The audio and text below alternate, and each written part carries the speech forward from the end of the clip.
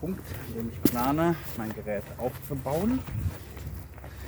Der Koffer kommt erst mit dahin, wo er nicht im Weg ist.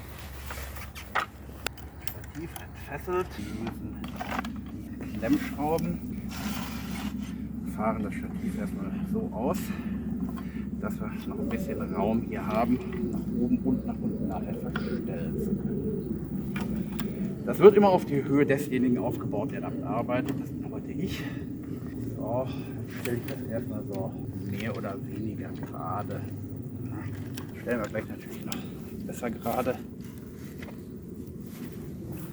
Wie ich da drauf gestellt habe, dann ist das auch fest. Wichtig dabei, bitte nicht hier so einfach so quer dazu drücken, dann biegen wir nämlich die Stempel hier durch und dann gehen die davon kaputt.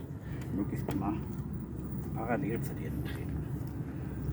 So, das ist nicht ganz gerade, aber das ist nicht so schlimm.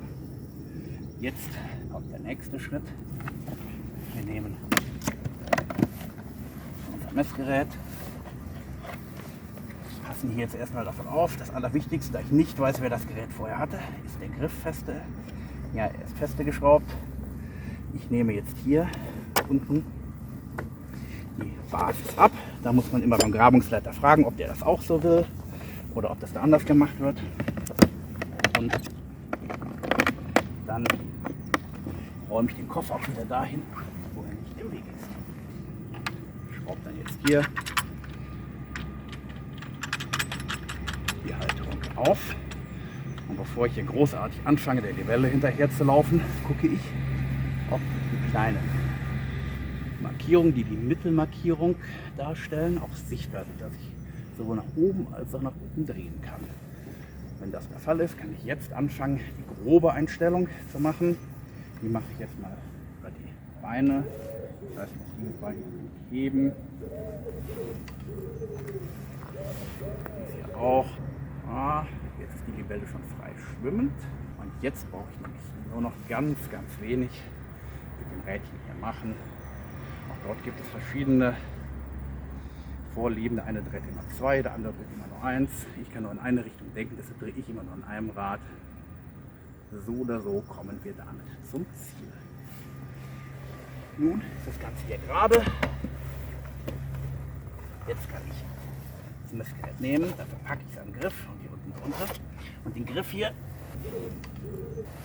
den lasse ich nicht los, bevor das ganze Gerät fest mit der Basis hier verbunden ist. Das setzt das hier auf.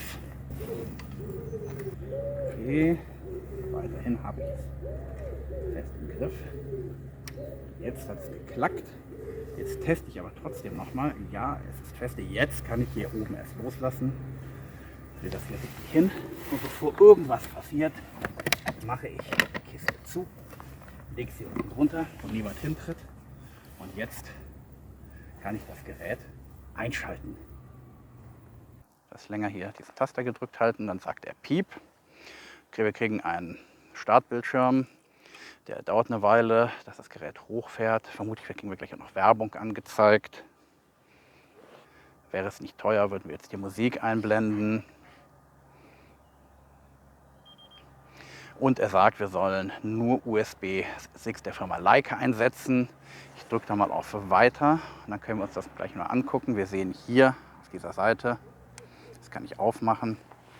Das macht man eigentlich nicht im laufenden Betrieb, aber das ist ja ein Tutorium, da darf ich das. Und siehe da, dort steckt ein Original-USB-Stick von Leica drin. Das Wichtige jetzt ist aber, dass wir hier in den Modus der elektronischen Libelle gekommen sind. Das passiert nicht automatisch, das kommt in einem anderen Teil des Tutoriums, aber hier kriege ich noch mal eine ganz genaue Einstellung, wie ich das Gerät gerade stellen soll.